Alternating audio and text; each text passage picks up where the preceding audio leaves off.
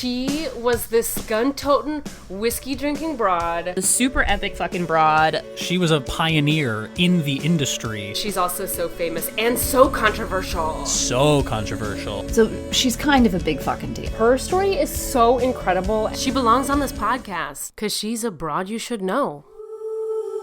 Hello and welcome to Broads You Should Know, the podcast about amazing and noteworthy women from history. I am your host, Sara Gorski, and I am here today for part 2 of my little mini-series on Maria Eva Duarte de Perón, or Evita, as we know her. And I also am wearing my new Evita scarf. If you're on the YouTube, you can see my beautiful scarf I'm holding up that I got at the Museo de Evita Museum in Buenos Aires. I was there a couple weeks ago. And if you're on YouTube, you can see I'm not at home. I am in a hotel room, which is not, ideal for a recording podcast, but I didn't have time to record before I left. I'm traveling right now. So I'm just going to do it. I'm just going to do it in the hotel room here with you. And I'm really excited to actually bring you part 2 of Eva. So if you were here last week, I talked a little bit about the legend of Eva and the stories of Eva Perón as told by the Argentine people when I was there visiting. We did a bike tour. We were told all these great things. And then we went to the Eva Perón Museum. We were reading all about Eva at the museum and all the amazing work she did. And I was really curious to think about what is the version of Eva that the world knows, or the rumors, what people think about her. And then now in part 2, I've done some more research and learned a little bit more about her and about the time period that she lived in, which is really interesting. And Argentina itself is a very interesting country. I knew basically nothing about it, I will confess. And I'm sure that I am going to get some things wrong because it's really complex. More so than some other countries, I feel like especially like their political scene is much more complex. They've had a lot more varied parties and transitions of power than, for instance, even the U.S. has had in the last 200 years. So I'm really excited to kind of talk about this with you.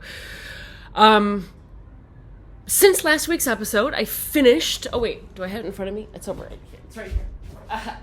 I finished reading her autobiography, The Reason for My Life. I had started it and had lots of opinions about it in last week's episode. Now I have finished it. And I've also done a lot more reading and research.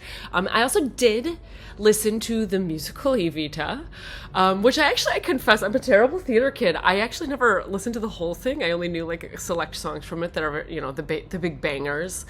I personally would say, after my research and reading, the musical is a version of the story. It also, takes very specific opinions, obviously, about the things it talks about. I wouldn't rely on it for, historical accuracy entirely. But, there are still a few bangers in there. Great to listen to. So, as we're going to dig into, more of the information here about Evita and her life, Eva Perón, I have to say that her story is filled with a lot of contradictions. There's a lot of conflicting versions of what happened and what she wanted to get out of something and why she did things. What were her inspirations and what were her tactics. There's a lot of really widely ranging facts across, depending on what sources you read. And even if you Google her quickly, you won't even find a solid birthday for her, right? Even her birthday is disputed. And usually when we're doing broads research on this podcast, I feel like we always suffer from the opposite of that. It's the lack of information. We don't have this information. But why for Evita is there's so much information and so much conflicting information. And it's hard to tell, when you read between them, it's hard to tell what the truth is. And I'm not going to lie to you. I don't know that, everything I'm going to say on this podcast is the definition version of truth. I always will try to give you, the balanced version, reading between the lines of the biases, but I don't know. I'm probably gonna get some wrong. I'm sure like any Argentinian listeners are gonna also like be like, you messed it up. But you know, I think a big question for me immediately when I first started hearing about her and researching her was why? Why is there such a wide variety of information about her? Why are there like such strong opinions in both directions? People who fervently love her so fucking much, and then people who like don't, and who think that she was dangerous and she was bad and we shouldn't talk about her. And I think, you know, the research I did was kind of centered around that question of like, why is this so conflicting? And I think the answer lies in the fact that Peronism is a very strong political movement that has... Okay, I'm getting ahead of myself. I'm summarizing before I've given you guys the facts. So let's talk about Peronism for a second, because I think this is I think this explains why there's so much conflicting information in Evita's story. So Peronism is also called justice. I'm gonna see. I knew I was gonna say it wrong. It's also called justicialism. And it's a political movement that has three kind of primary legs, or main flags, they call them, but I'm calling them legs. The first leg is economic independence, which is an economy that doesn't depend on other countries, so it builds up national industry. Social justice is the second leg, and that's the fight against socioeconomic inequalities. And the third leg is political sovereignty. So that is the non-interference of foreign powers in domestic affairs. So Peronism is a very nationalistic movement. It's all about Argentina now, the success of Argentina. And at the time when Peronism, I'm about to talk a little bit more about it, but like Peronism explodes on the scene like right in the middle towards the end of World War II. And there's lots of questions of like who should enter World War II, right? And there was the largest movements in Argentina were either neutral, like we should not enter, and then there were some pro-allies, and then there was a small group of people that were pro-Axis, which is really interesting. But Peronism exploded onto the scene after a decade of very precarious and unstable leadership in Argentina. In 1942, there was a very corrupt election that essentially put oligarchs into office, and the vice presidency, and so all these rich fucks got into office. And the year after that, in 1943, was the Argentine Revolution, and it was basically a coup d'etat led by the military to kick out those corrupt leaders that put themselves into power, basically. And Juan Perón, Evita's eventual husband, he was kind of in the background of this. He was a general, so he was part of the military. He didn't necessarily kind of lead that coup d'etat, but he was definitely present, and he was friends with all the guys that kind of were the face of it. And when the dust settles a little bit after that revolution, Juan Perón is appointed to the head of the labor department. They call it the labor secretariat, is their word for it. And in that position, he did all this work with the railroad and all of these other unions. And over the course of the previous 80 or so years in Argentina, industrialism had freaking exploded. Okay? And there's a huge influx of all these industrial workers. But the workers had zero representation in the government. And so their needs and their wants were kind of largely ignored by the oligarchy and the leadership in the country. And so Perón, in this position as head of labor secretariat, made huge inroads with the unions. He basically gave them a voice, and he brought their issues to the front of country leadership, or in front of country leadership, and kind of gave them a voice.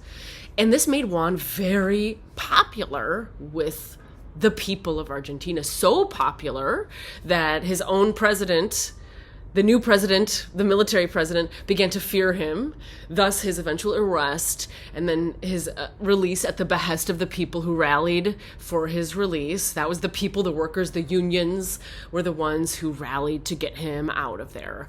And then in 1946, Perón was elected president. And since then, Peronists have won 10 out of 14 presidential elections in which they have been allowed to run. They weren't always allowed to run. And this is, by the way, I'm sure you can tell, this is a very oversimplified version of events in Argentine history. But what's ultimately, I think, important to understand is that Peronism was and is still very popular amongst the people of Argentina. Amongst other things, Peronism redistributed a lot of wealth in the country, ostensibly giving much of it to the people of Argentina, primarily through social services, things like healthcare, housing, skills training, job placement. And technically, under Peronism, women were given the right to vote and run for office, which is, an issue near and dear to this podcast's heart and my own. And it's also a populist movement. Populist movement. Do you know what that means? You should, because we are in a populist movement in the United States right now. That's right. Trump is like a populist leader. The GOP right now is a populist movement. Very popular leader who was voted into not the most populist, I guess, but populism in general. That was a sidetrack. Sorry, I totally got distracted. Easy to get distracted by current events. So populism itself and populist movements center around a leader, in this case Juan Perón. Peronism is the name of it. And then Evita, as his wife, was also kind of this like centric figure in the party and in this movement that became so popular. And even though Peronism is very popular, it also was extremely unpopular with people like the oligarchs who were taken out of power.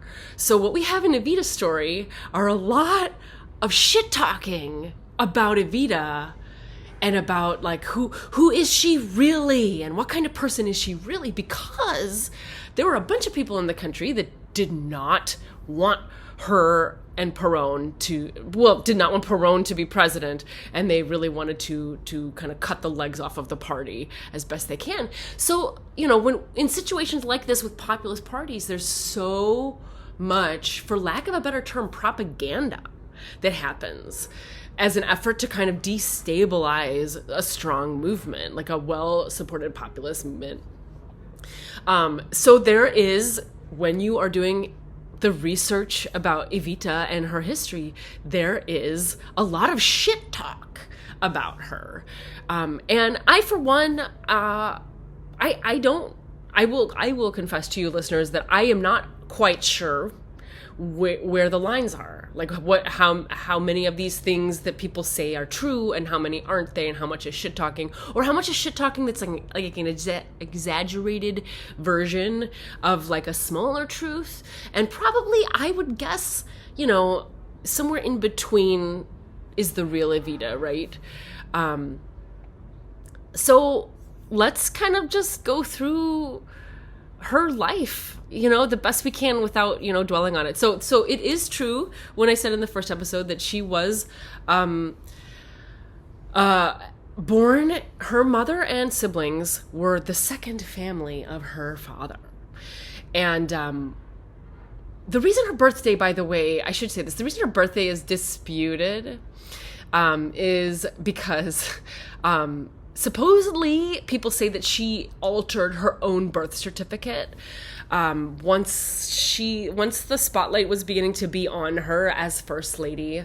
There were some things from her past that seemed a little bit damning. And here we go again, like we don't know the truth. Like some of the shitty rumors say that when her mom was so destitute, she ran a whorehouse and that Evita learned how to whore there. And some versions of Evita's stories are like, she whored her way to the top. And like, that's even part of the musical too, by the way, that like she whored herself up into leadership.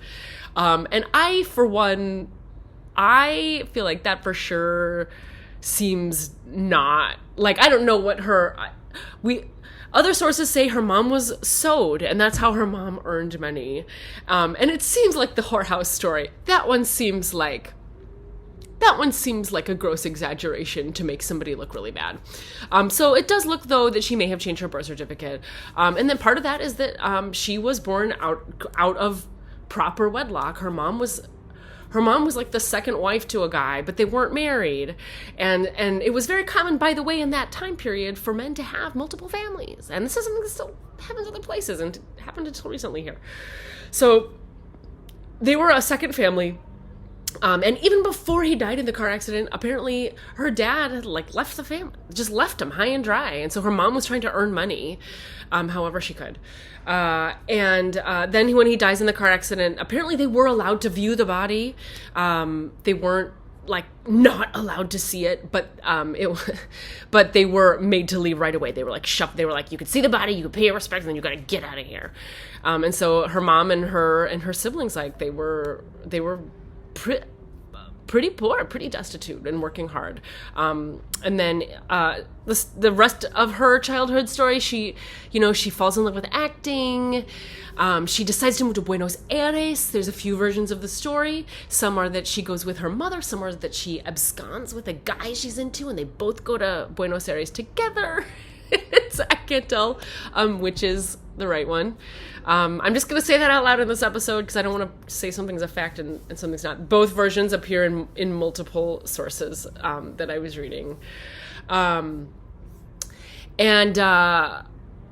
when she goes to Buenos Aires, she does see a lot of success.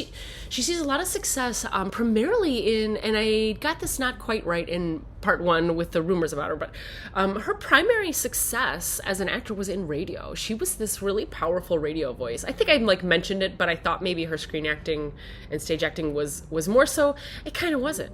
It was really her radio voice. She became like a really strong radio, and she eventually had her own radio show.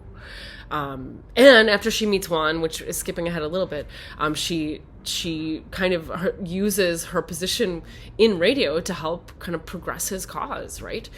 So anyway, that's like I said, moving ahead a little bit.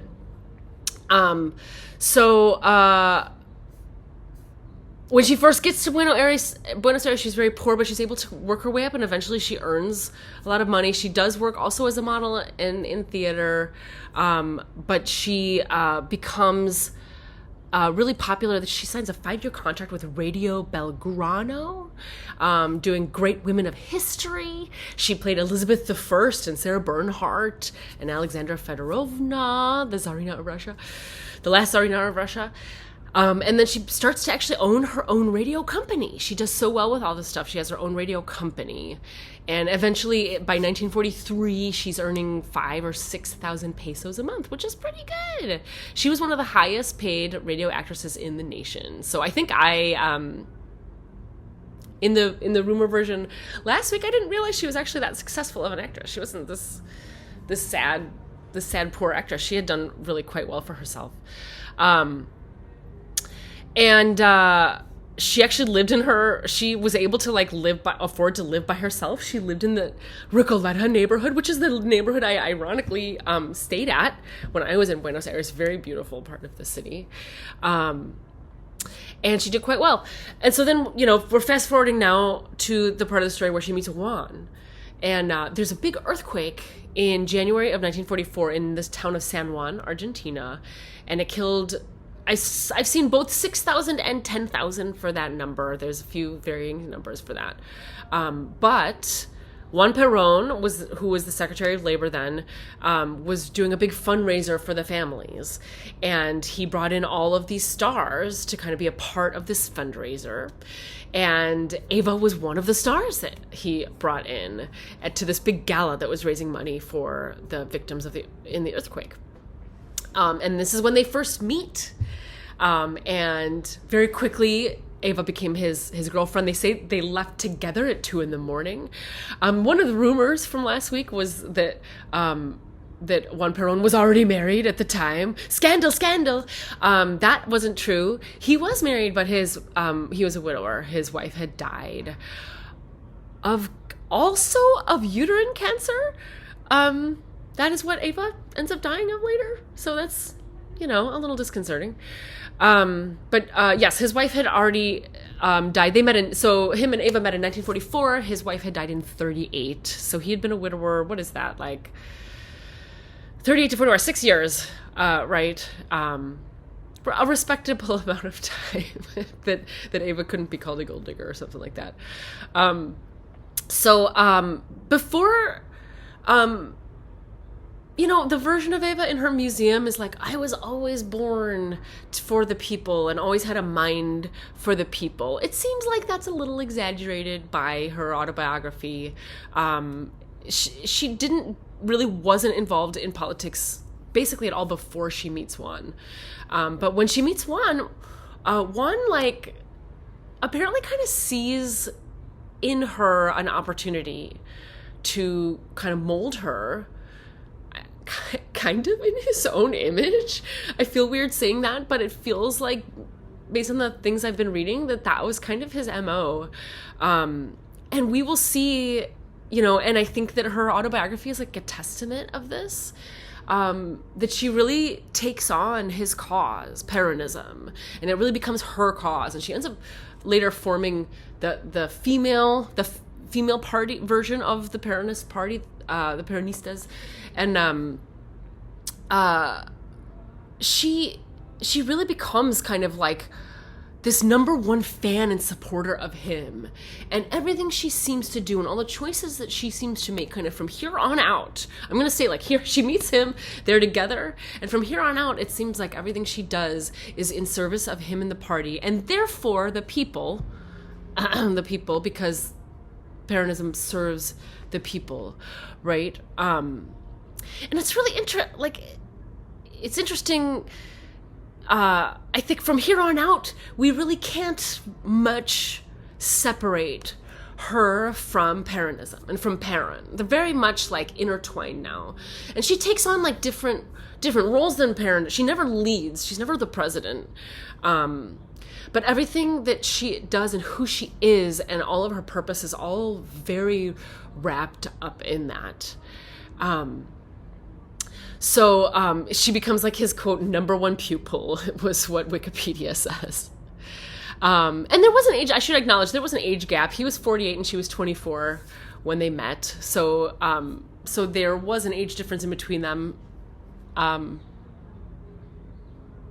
I don't know. It's hard to, I can't really analyze their relationship because I just don't feel like I have a sense of them apart. They seem so intertwined at the point after she becomes involved with him. It doesn't seem like there's much independent of him, and like he did, So anyway, so after she's already met him, is when she starts to get involved with the radio union, and she starts to program the union, and she starts to put together the union of performers, and she's a part of that. And she also has her own radio program at this point called Toward a Better Future. And she begins kind of dramatizing the accomplishments of Perón in the presidency. She often played his speeches and things like that. And she always kind of did this under the guise as like the regular woman who wanted listeners to believe, her own things that she believed about Perón, right? Let's see, was that a little bit of skipping ahead?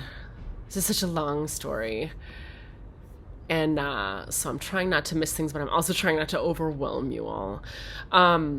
There's like some conflicting versions of the night that the rally was where Perón was released. He was arrested because he was coming into such great power, and the president didn't like that.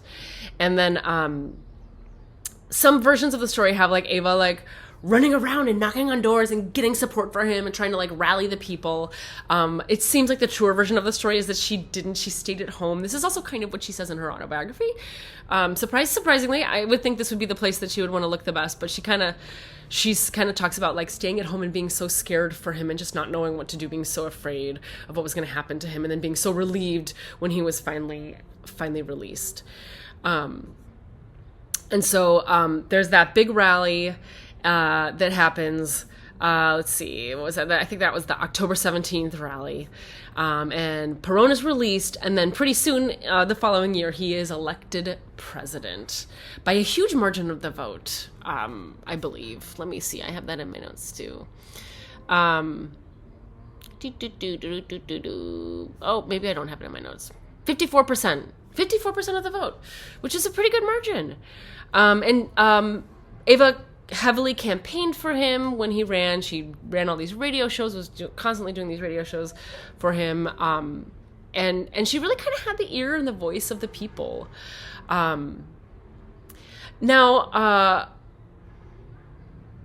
There's an interesting side note here. Is I talked a little bit at the beginning about how she. So, I'm getting caught up in myself. Sorry. I had 7 thoughts happened at once, and then they all canceled each other out. Do you guys love to see that in real time? I'm not even going to edit it. I'm going to leave it because you deserve to know. I talked a little bit about how the oligarchs were in power and how the people didn't really have a voice. And so you had a lot of these wealthy elite folks that had been running the government and kind of were running all the departments of the government, including what was then kind of the social, before, this is pre-Peronism. This is going backward a little bit. There were some social services that, the women that were raising money to help people at the time. And they were run by all these rich women, really wealthy. And these women hated Eva. And first of all, their organizations weren't doing shit. They were basically kind of this face. I think my closest equivalent is oh look, a bunch of tax write-offs for these rich guys, but they weren't actually doing stuff for the people in the way that later on the social services that Peronism would put into place would do.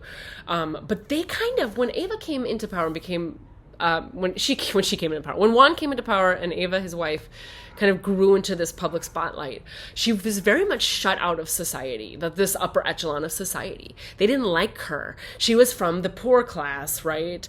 And she was an actress. And she was not this old money and this old power, and people didn't like it, so she was shut out. And usually, the president's wife is made the president of this social service organization that ran the country, and they refused to let her do it and shut her out entirely. And that is actually the reason she ends up kind of starting the Eva Perón Foundation, which would be the big thing that she did. If you had to pick a singular thing, that would be the big thing was starting the Eva Perón Foundation, which was basically all the funds for all the social services run through that, in her life and beyond it. So, it looks like in the research that it's true that Eva did like the pretty dresses. She liked the Dior. She liked, the parties. She did the sparkly things. When she becomes first lady, she kind of leans into that. And she also does a tour of Europe. She does this, what they call the Rainbow Tour. And she goes around starting with Spain. Now, after World War II, Spain is kind of shut out. Franco was still in power, and everybody was the rest of the world was kind of let's not touch Spain right now because all of this World War II stuff feels icky. And Juan did not want to go because he thought that would be sending too strong a message, but he sends Eva instead. So she starts her tour in Spain, and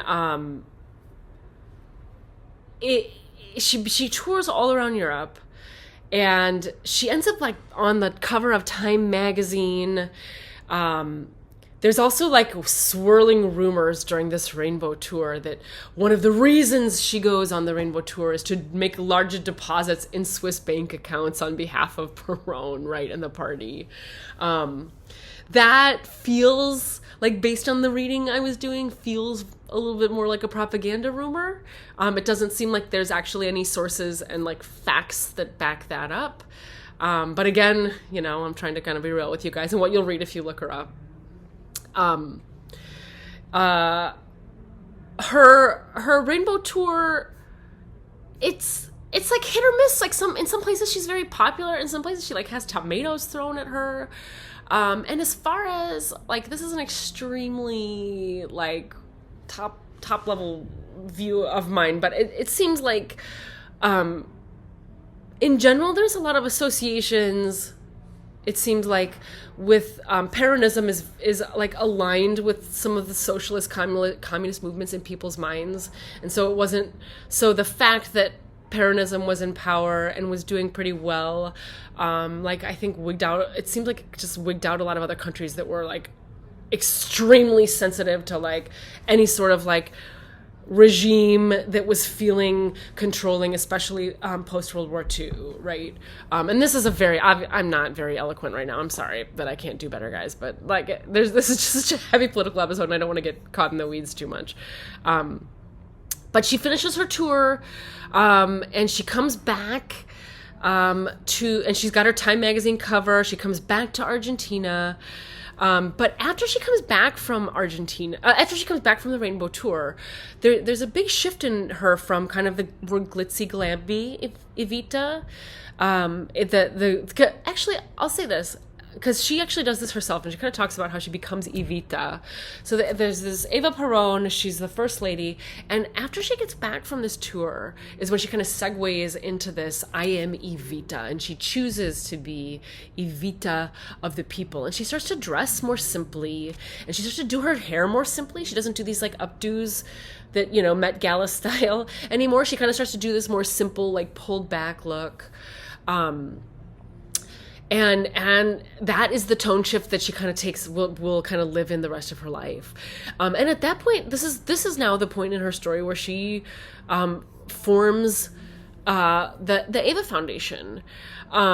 So as I said, I skipped ahead a little before when I said that the organization that had shut her out was called the Sociedad de Beneficia de Buenos Aires, the Society of Beneficence. I don't say these words a lot. Beneficence. And they had shut her out. They said that they cared for orphans and homeless women, but really it was like these private contributions and it wasn't doing much. So they basically shut out, even though the first lady was supposed to be the head of it as like history had dictated, they would not let Evita in. So she starts her own foundation with 10,000 of her own pesos at the very beginning. There's like some conflicting rumors about the finances of the foundation. And that was kind of present in the rumory part that we talked about last week. Some people said, it's like there's some renditions even in Wikipedia where they're saying like they didn't keep books. Everything was not in the books. And but also they say they did keep the books. So there's a lot of like question marks around all of this. But the foundation itself was supported by donations from the Peronist unions and from private businesses. There was donations from the General Confederation of Labor, related to the unions. There was a tax on lottery and movie tickets, which also supported the foundation. They also levied some taxes on casinos and horse races, gambling, all that stuff. And then there are the rumors that she, you know, kind of bribed people and nudged people to donate with extra pressures like being audited. That seems like that was true. That did happen. Within a couple of years, the foundation had grown to having assets in cash and goods in excess of 3 billion pesos, which is like the equivalent of like 200 million at the time. And it employed 14,000 workers, 6,000 construction workers, 26 priests, apparently. Annually, they purchased and distributed 400,000 pairs of shoes, 500,000 sewing machines, 200,000 cooking pots. The foundation also gave out scholarships and helped build homes and hospitals, other charitable institutions. Even apparently a whole city called Evita City, which still exists today. Wish I had known that. I would have tried to go there. And more or less, you know, because of the Eva Foundation, for the first time in history, there was not inequality in Argentine healthcare, which is incredible. And Eva really poured herself into all of this charitable work of the foundation. She worked 20 to 22 hours a day. She came in after Perón was asleep already. Like, there's all these stories about how unhappy sometimes he was, like saying, you need to take care of yourself, you need to not work so much. And she really worked herself to the bone, really giving the people her ear. She she saw people day in and day out and visited people. She talked about all the letters from the children that she read. Every year they sent Argentinians like a loaf of bread as a symbol of the work that they are doing for the people and how much for the people they were. I mean, no matter where the money comes from, no matter how they got it, I can't personally say that the work that they did was not important. It seems like incredible work that transformed Argentina, which is, a part of Argentina today.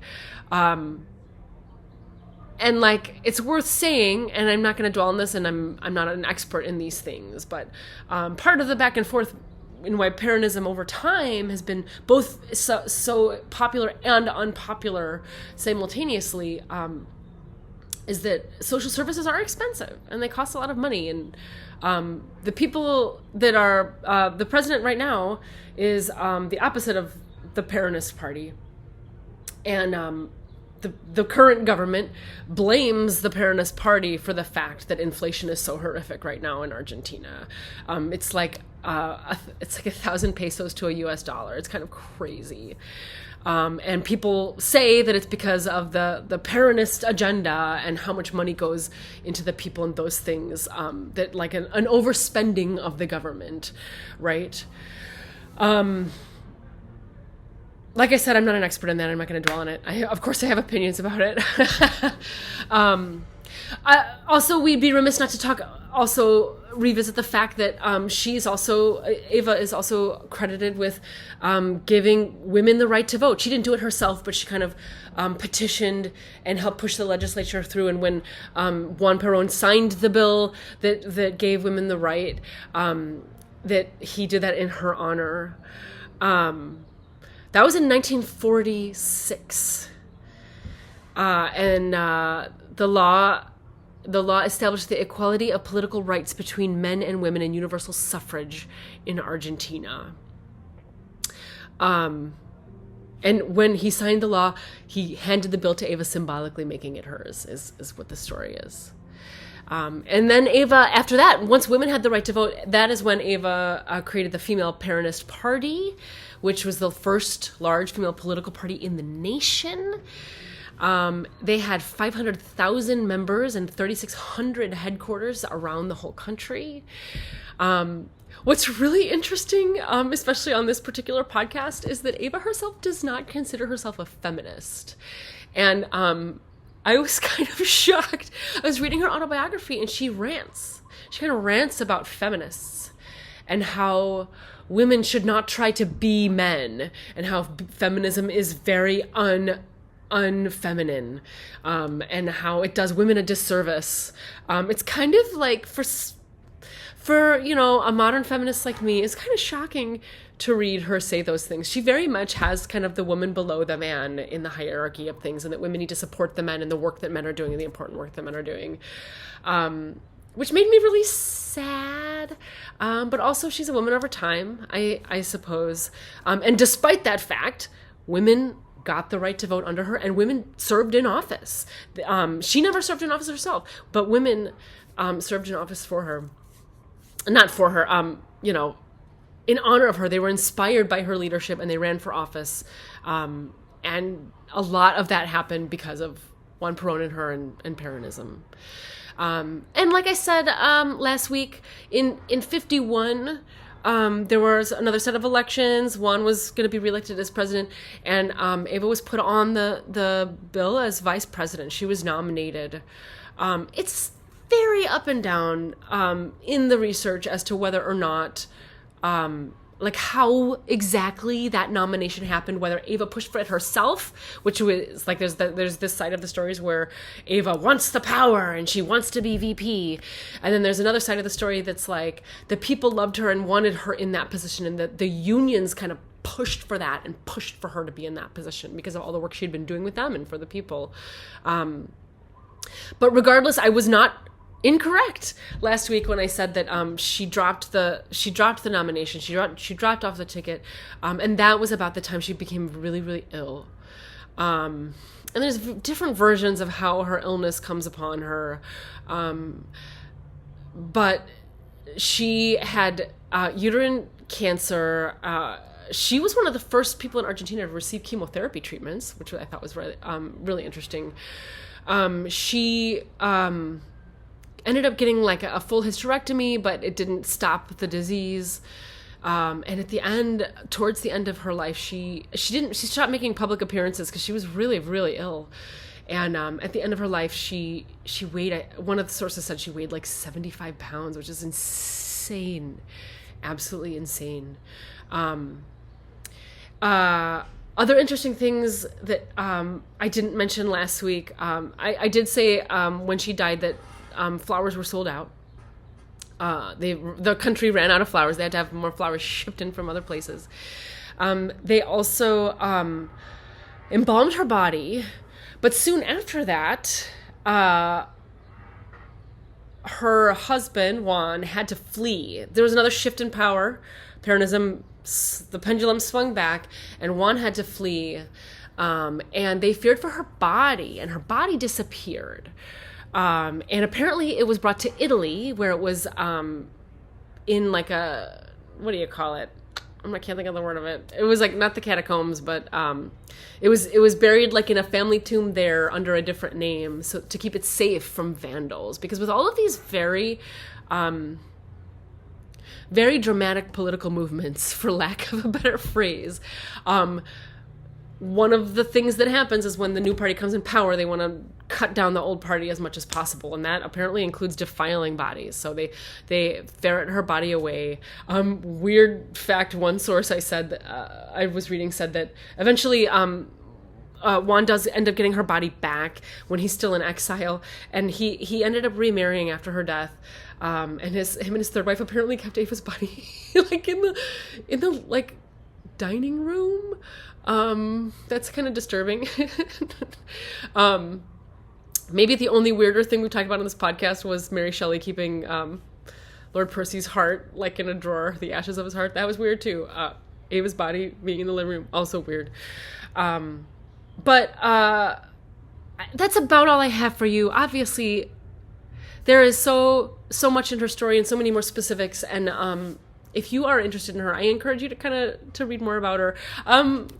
Her book is really interesting. I found it infuriating as a feminist, but it was also interesting insight. And I think, given the research I've done now, the reading I've done now, it does feel like I was correcting my assessment of that it's kind of like a propaganda piece. It's really like supposed to be, I think, an insight into the true want and important mission of Juan Perón and why she supported him and how her energy was going towards that as an encouragement for the people to do the same. So it's very much like he is kind of the deity figure, and he's doing what's best for everybody, so we all must support him. And that's a vibe. Not a vibe I love personally, but she was doing what she was doing for her husband and for the party, and ultimately the party wanted to stay in power, and whether or not they should be villainized for doing that in their messaging, I don't know. I don't even feel like I have a leg to stand on to have an opinion in that. I think I just, I don't think that. When you read about varying parties, I personally think social services are very important, and I think people need to be taken care of, and that part of me really loves Peronism. But I think they also weren't without flaws, and I haven't done enough research about the other parties that have come after them to have more opinions about them, but I think, for my part, I think the work that Eva Perón did and the foundation, for me, ultimately lands on the side of good and the greater good for the people. And she was an incredible figure, and one that lives in the hearts of the Argentine people, not just because Peronism is still around today, but, the changes they made transformed the country. And she's an incredible figure, and the fact that she came from so little, and the fact that she was really able to carve this position out for herself where she really became this voice of the people and leader of the people. Even if that's what one wanted her to do, and encouraged her to do and kind of trained her to do, not just anybody can do that. Not just anybody can speak to the people in that way and rally that kind of support. And that's that kind of devotion and love. Whether or not devotion and love should lead a country, I think is another, a question for another day. But Eva Perón was an incredible person, and Evita, the role that she stepped into as the leader of the Labor Department and the head of the Eva Foundation, it was really incredible. And so I'm just going to wrap it there. I'm just babbling now about how much I love her. But she was a great figure. And I am glad you got to ride with me on this journey through like what is true and what is not. And I'm sure I got half of it wrong. But hopefully you're intrigued enough to want to learn more and to read more about her yourself. So thank you for listening. And I will be back next week with another new Broad You Should Know. Woo! To learn more about Eva Perón or Evita, see pictures of her and some quotes of hers, head on over to broadsyoushouldknow.com. While you're there, you can click on over to the About page and read more about me, my bio, photo, links to all my stuff, all right there. Are you following Broads You Should Know on social? We are on Facebook and Instagram and YouTube at Broads You Should Know and Twitter at BYSK Podcast. If you like this episode, I am begging you, please spread the word about it. Share it with your friends and family or leave us a review on Apple Podcasts. That really helps new listeners to find us. Broads You Should Know is produced and edited by me, Sara, with original music by Darren Callahan.